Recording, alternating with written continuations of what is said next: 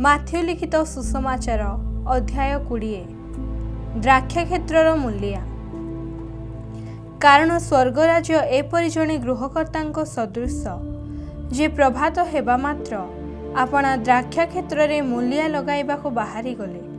ଆଉ ସେ ମୂଲିଆମାନଙ୍କ ସହିତ ଦିନକୁ 8 ଅଣା ମୂଲ ଚୁକ୍ତି କରି ସେମାନଙ୍କୁ ଆପଣା ଦ୍ରାକ୍ଷାକ୍ଷେତ୍ରକୁ ପଠାଇଲେ। ପୁଣି ପ୍ରାୟ 9ଟା ସମୟରେ ସେ ବାହାରି ଯାଇ ବଜାରରେ ଅନ୍ୟମାନଙ୍କୁ ନିଷ୍କର୍ମା ହୋଇ ଠିଆ ହୋଇଥିବା ଦେଖି ସେମାନଙ୍କୁ ମଧ୍ୟ କହିଲେ, ତୁମ୍ଭେମାନେ ସୁଦ୍ଧା ଦ୍ରାକ୍ଷାକ୍ଷେତ୍ରକୁ ଯାଅ, ପୁଣି ଯାହା ନ୍ୟାଯ୍ୟ ତାହା ତୁମ୍ଭମାନଙ୍କୁ ଦେବି। ଆଉ ସେମାନେ ଗଲେ। ପୁନଶ୍ଚ ସେ ପ୍ରାୟ 12ଟା ଓ 3ଟା ସମୟରେ ବାହାରି ଯାଇ ସେହି ପ୍ରକାର କଲେ।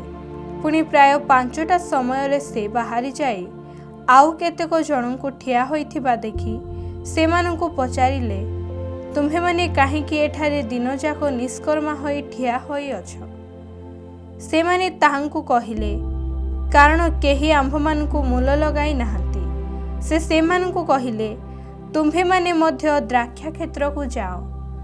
ପରେ ସନ୍ଧ୍ୟା ହୁଅନ୍ତେ ଦ୍ରାକ୍ଷାକ୍ଷେତ୍ରର କର୍ତ୍ତା ଆପଣା ବେବର୍ତ୍ତାଙ୍କୁ କହିଲେ, ମୂଲିଆମାନଙ୍କୁ ଡାକି ଶେଷ ଲୋକମାନଙ୍କ ଠାରୁ ଆରମ୍ଭ କରି ପ୍ରଥମ ଲୋକମାନଙ୍କ ପର୍ଯ୍ୟନ୍ତ ମୂଲ ଦିଅ।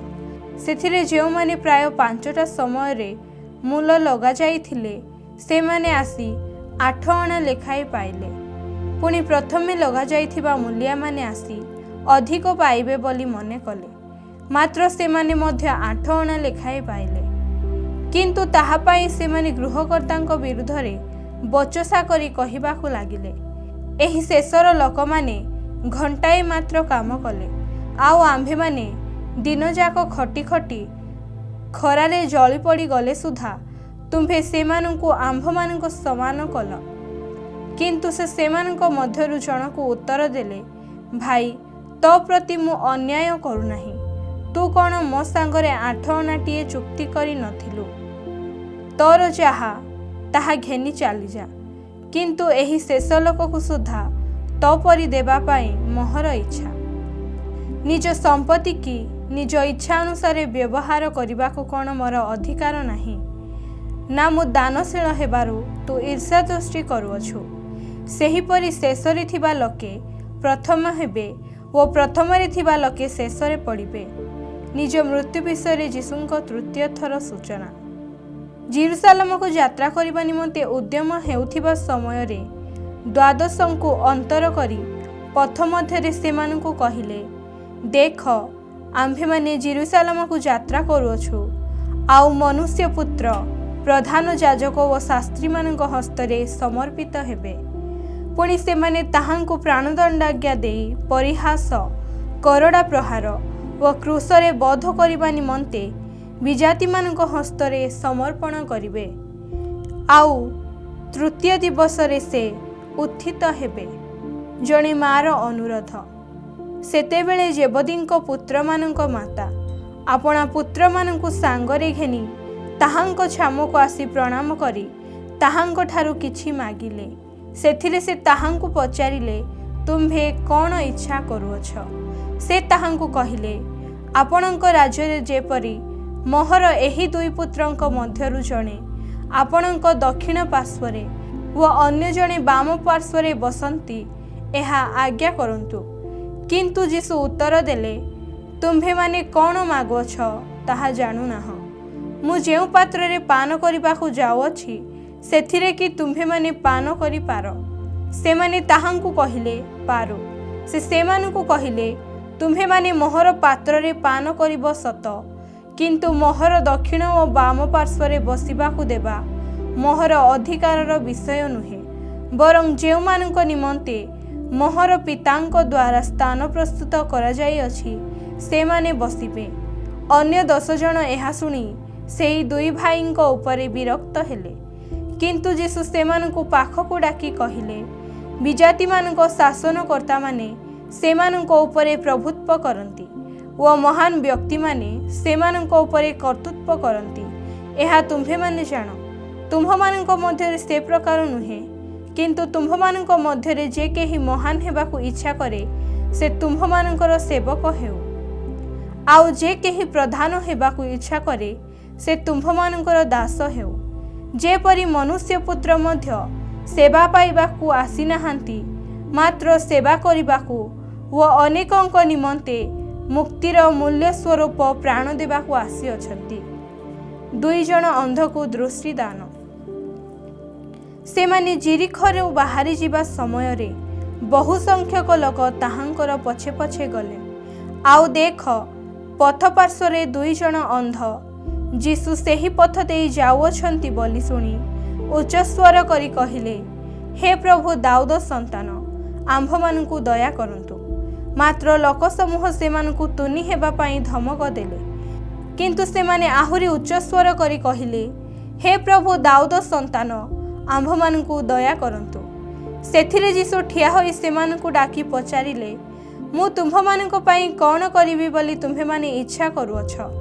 सेमाने ताहांकु कहिले, हे प्रभु, जेपरि आम्भमानंकर आखि फिटी जाए।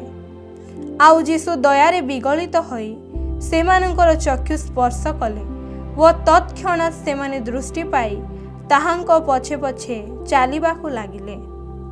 माथिउ लिखित सुसमाचार अध्याय 21।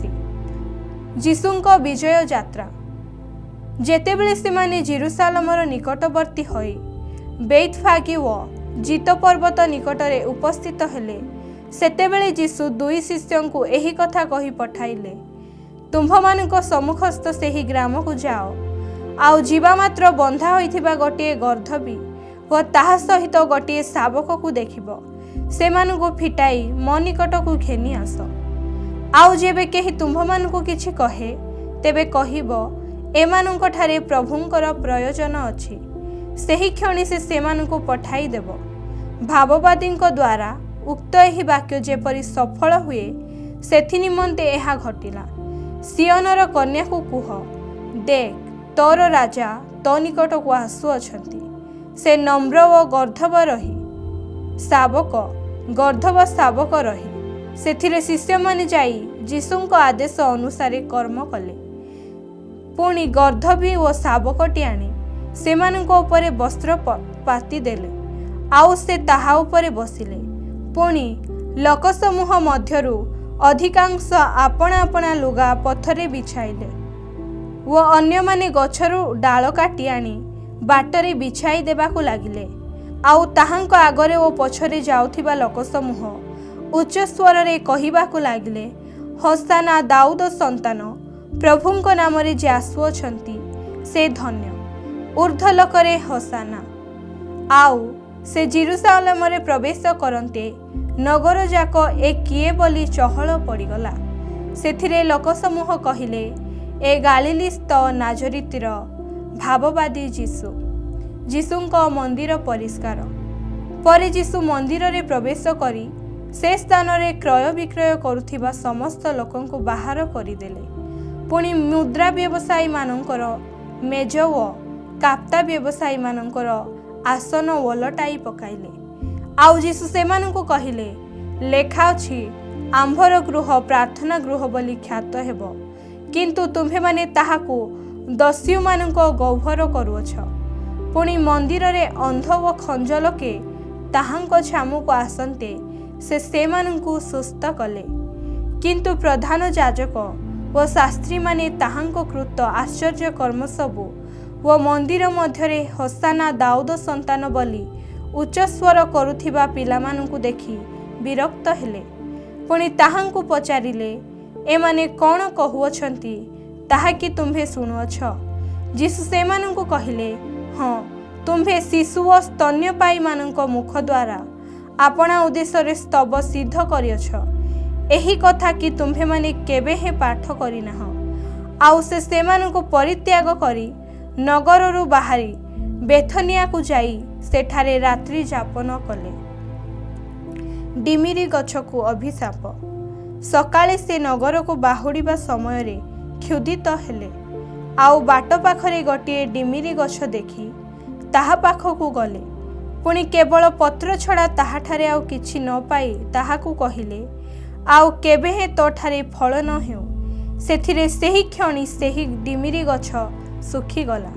शिष्यमाने ताहा देखि चमत्कृत होई कहिले, डिमिरी गछटी किपरि सेही क्षणी सुखीगला। जीशु सेमानंकु उत्तर देले, मु तुम्भमानंकु सत्य कहुअछि, जदि तुम्भमानंकर विश्वास थाए आउ तुम्भे माने संदेह न कर, तेबे एही डिमिरी गछ प्रति जेपरि करा जाई अछि, केवल जे सेपरि करिबो ताहा नुहे, मात्र जदि एही पर्वत को सुधा तू उठी समुद्र रे जाई पड़ बोली कहिबो, ताहा हेले ताहा घटिबो। पुणी विश्वास करी प्रार्थना रे जहा किछि मागिबो सेही सबु पाइबो। जीशुंकर अधिकार को आह्वान। परे से मंदिर रे प्रवेश करी शिक्षा देबा समय रे प्रधान याजक माने वो लोकंकर प्राचीन वर्ग ताहांक निकट को आसी पचारिले, तुम्हे केउ अधिकार रे ए समस्त करूछ, आउ तुम्भकु किए एही अधिकार देला? जीशु सेमानंकु उत्तर देले, मु मध्य तुम्भमानंकु गोटे कथा पचारिबि, जदि तुम्हे माने मते ताहा कहिबो, तेबे केउ अधिकार रे मु एही समस्त करूछि ताहा मु मध्य तुम्भमानंकु कहिबि। जहनंक बाप्तिस्म केउठारु होइथिला, स्वर्गरु बा मनुष्य ठारू? सेथिरे से माने परस्पर तर्क वितर्क करी कहिबाकु लागिले, जदि स्वर्गरु बोली कहिबु, ताहा हेले से आम्भमानंकु कहिबे, तेबे तुम्हे माने काहिकि तांकु विश्वास कल नाही? किंतु जदि मनुष्य ठारू बोली कहिबु, तेबे लोक समूह को तो भय, कारण समस्ते जहनंकु भाववादी बोली मानती। एणु से माने जीशुंकु उत्तर देले, आम्भे माने जानु नाही। से मध्य सेमानंकु कहिले, तेबे मु केउ अधिकार रे ए समस्त करूअछि ताहा मु मध्य तुम्भमानंकु कहिबि नाही। दुई पुअंक दृष्टांत। मात्र तुम्भे माने कौन मने कर, जणे व्यक्तिंकर दुईटी पुत्र थिले। से प्रथम निकट को आसी कहिले, पुओ जा आज द्राक्षा क्षेत्र रे काम कर। से उत्तर देला, मोर इच्छा नाही, किंतु परे अनुताप करी गला। पुणी से द्वितीय निकट को आसी सेही प्रकार कहिले। से उत्तर देला, आज्ञा मु जाउछि, किंतु गला नाही। एही दुईंक मध्यरु किए पितांकर इच्छा साधन कला? से माने कहिले, प्रथम जनक। जीशु सेमानंकु कहिले, मु तुम्भमानंकु सत्य कहुअछि, करग्राही ओ बेश्या माने तुम्भमानंक आगे ईश्वरंक राज्य रे प्रवेश करूअछंती। कारण जहन तुम्भमानंक निकटकु धार्मिकतार पथ देई आसिले, आउ तुम्भे माने तांकु विश्वास कल नाही, मात्र करग्राही ओ बेश्या माने तांकु विश्वास कले। किंतु तुम्भे माने जेपरि तांकु विश्वास करिपार, एथि निमंते ताहा देखि सुधा अनुताप कल नाही। द्राक्षा क्षेत्र रे दुष्ट भाग चाषींक दृष्टांत। आउ गोटे दृष्टांत शुण। जणे गृहकर्ता थिले, से गोटे द्राक्षा क्षेत्र करी चारिआडे बाड़ देले व तहि मध्यरे द्राक्षाकुंड खली प्रहरी गृह निर्माण कले। पुणी कृषक मानकु सेही क्षेत्र भागरे देई विदेश को गमन कले। परे फलर समय सन्निकट हुअन्ते से आपणा फल पाइबा पाई कृषक मानक पाखकु निज दास मानकु पठाइले। किंतु कृषक माने तांको दास मानकु धरी जनकु प्रहार कले, अन्य जनकु बध कले, पुणी आउ जनकु पत्थर फपाड़ी मारी पकाइले। पुनश्च से प्रथम थर अपेक्षा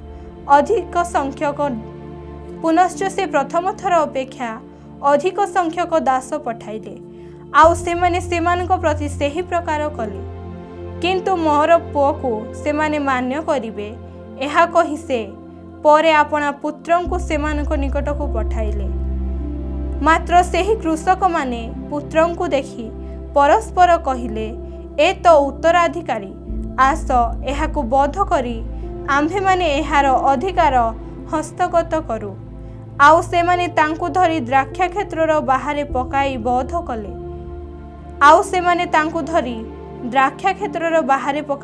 कले। अतएव जेतेबेले सेही द्राक्षा क्षेत्रर कर्ता आसिबे, सेतेबेले सेही कृषक मानक प्रति से कौन करिवे? सेमाने ताहांकु कहिले, से सेही दुष्ट मानकु दारुण भावरे विनाश करिवे व जेउ अन्य कृषक माने तांकु यथा समय रे फल जगाइबे, सेमानकु द्राक्षा क्षेत्र भागरे देबे। जीशु सेमानकु कहिले, तुम्हें माने कि केबे हे धर्मशास्त्र रे एही कथा पाठ करिना हो। गृह निर्माणकारी माने जेउ प्रस्तर को अग्राह्य कले ताहा कणर प्रधान प्रस्तर हेला। प्रभुंक ठारू एहा हेला आउ ताहा आम्भ मानक दृष्टि रे आश्चर्यजनक। एणु मु तुम्भ मानकु कहुअछि ईश्वरंक राज्य तुम्भ मानक ठारू काढी निया जिवो, पुणी जेउ जाति सेथिर फल फलिबो ताहाकु दिया जिवो। आउ जे एही प्रस्तर उपरे पड़िबो से खंड विखंड हेबो, पुणी एही प्रस्तर जाहा उपरे पड़िबो ताहाकु ताहा चूर्ण विचूर्ण करिबो। प्रधान याजक ओ फारुसी माने ताहांकर एही समस्त दृष्टांत सुनी से जे सेमानंको विषय कहुअछंती एहा बुझिले। आउ सेमाने ताहांकु धरिबाकु चेष्टा कले, किंतु लोक समूह को भय कले, कारण सेमाने ताहांकु भाववादी बोली मानुथिले। माथ्यूंक लिखित सुसमाचार अध्याय 22 विवाह भोजर दृष्टांत। पुनर्बार जीशु दृष्टांत द्वारा सेमानंकु उत्तर देले, स्वर्गराज्य एपरि जणे राजांको सदृश जे अपना पुत्रंक विवाह उत्सव आयोजन कले। आउ सेही उत्सव को निमंत्रित लोक मानकु आह्वान करबा निमंते से अपना दास मानकु प्रेरण कले, किंतु सेमाने आसीबाकु इच्छा कले नाही। पुनर्बार से अन्य दास मानकु प्रेरण करी कहिले, निमंत्रित लोक मानकु कुह, देखंतु आम्भे अपना भोज प्रस्तुत करियछु। आम्भर वृष ओ रुष्टपृष्ट पशुगुड़िक मरा जाई अछंती, समस्त ही प्रस्तुत, आपण माने विवाह उत्सव को आसंतु। किंतु से माने ताहा लघु ज्ञान करी केही अपना खेत को आउ केही अपना वाणिज्य व्यवसाय को चली गले। आउ अवशिष्ट लोके तांको दास मानकु धरी अत्याचार कले वो बोध कले। किंतु राजा क्रोधान्वित होई अपना सैन्य मानकु प्रेरण करी सेही हत्याकारी मानकु विनाश कले एवं से मानक नगर भस्मसात कले। सेथिरे से अपना दास मानकु कहिले, विवाह भोज तो प्रस्तुत, मात्र निमंत्रित लोक माने अयोग्य। एणु तुम्हे माने राजदांड गुड़िकर छके छके जाई जेते लोकंकर देखा पाओ से मानकु विवाह उत्सव को निमंत्रण कर। सेथिरे सेही दास माने राजदांड गुड़िकु बाहरी जाई दुष्ट व संथ जेते लोकंक देखा पाइले से समस्तंकु संग्रह करी आनिले। आउ अभ्यागत लोकंक द्वारा विवाह गृह परिपूर्ण हेला। किंतु राजा अभ्यागत मानंकु देखिबा पाई भीतर को आसी सेठारे विवाह वस्त्र परिधान करिनथिबा जणे लोक को देखी ताहाकु कहिले, हे बंधु, तुम्हे विवाह वस्त्र परिधान न करी किपरि ए स्थान को आसिल। मात्र से निरुत्तर होई रहिला। सेथिरे राजा परिचारक मानकु कहिले, एहार हाथ गोड़ बांधी एहाको बाहर अंधार रे पकाई दियो, सेठारे रदन व दंतर किड़िमिड़ी हेबो, कारण अनेक आहूत किंतु अल्प मनोनीत। कर देवा प्रसंग। सेतेबेले फारुसी माने जाई ताहांको वाक्य द्वारा फांदरे पकाइबा निमंते मंत्रणा कले।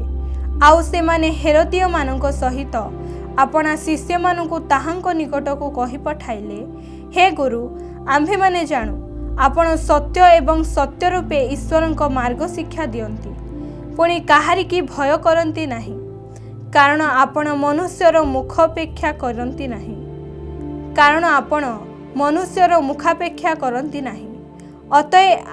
अतएव आम्भमानंकु कुहंतु आपणकर मत कौन, काईश्वरंकु कर देवा विधिसंगत कि ना।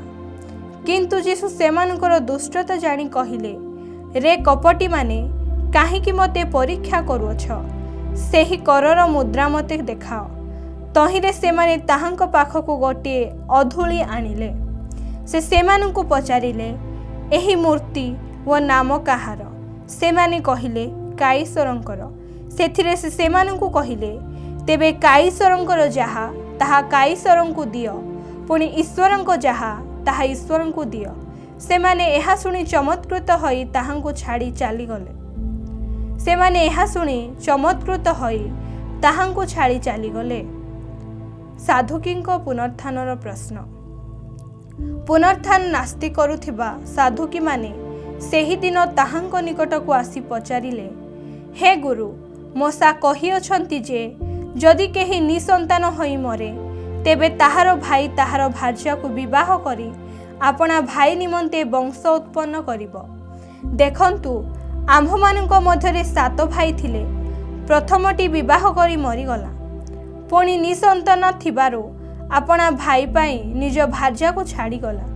द्वितीय तृतीय आदि सप्तम जन पर्यंत मध्य सेही प्रकार कले।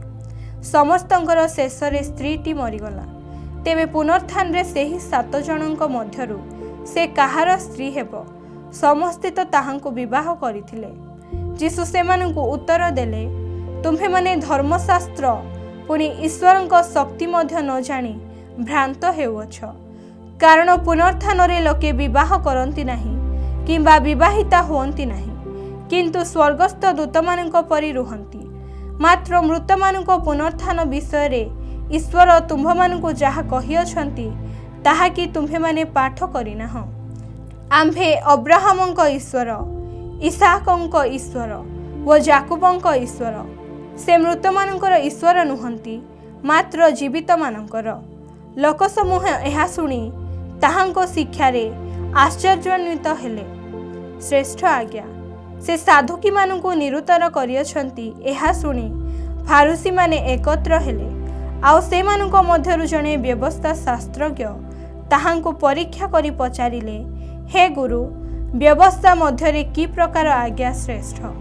से तांको कहिले, तुम्भे आपणार समस्त अंतकरण, समस्त प्राण व समस्त मन देई प्रभु आपणा ईश्वरंकु प्रेम करिवो। से तांको कहिले, तुम्भे आपणार समस्त अंतकरण, समस्त प्राण व समस्त मन देई प्रभु आपणा ईश्वरंकु प्रेम कर। एहा ही श्रेष्ठ व प्रथम आज्ञा। द्वितीयटी एहार सदृश, तुम्भे आपणा प्रतिवासी के आत्मतुल्य प्रेम कर। एही दुई आज्ञा उपरे समस्त व्यवस्था व भाववादी मानकर धर्मशास्त्र निर्भर करे। ख्रीष्ट काहार संतान? फारुसी माने एकत्र होइथिबा समय रे जीसु सेमानंकु पचारिले, ख्रीष्टंक विषय तुम्भमानकर मत कौन? से काहार संतान? से माने ताहांकु कहिले, दाऊदंकर। जीसु सेमानंकु कहिले, तेबे दाऊद कि प्रकारे आत्मांक आवेशरे ताहांकु प्रभु बोली कहंती?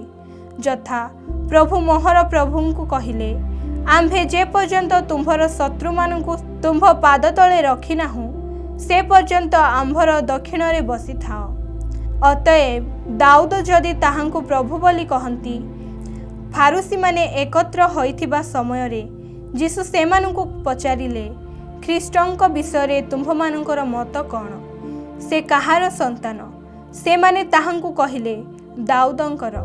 जीसु सेमानंकु कहिले, तेबे दाऊद कि प्रकारे आत्मांक आवेशरे ताहांकु प्रभु बोली कहंती? जथा प्रभु मोहर प्रभुंकु कहिले, आम्भे जे पर्यंत तुम्भर शत्रु मानंकु तुम्भ पाद तले रखी नाहु से पर्यंत आम्भर दक्षिण रे बसी थाओ। अतएव दाऊद जदि ताहांकु प्रभु बोली कहंती, तेबे से कि प्रकारे ताहांकर संतान? सेथिरे केही ताहांकु पदे हेले उत्तर देई पारिले नाही। पुणी सेही दिन ठारू केही ताहांकु आउ प्रश्न पचारिबाकू साहस कले नाही।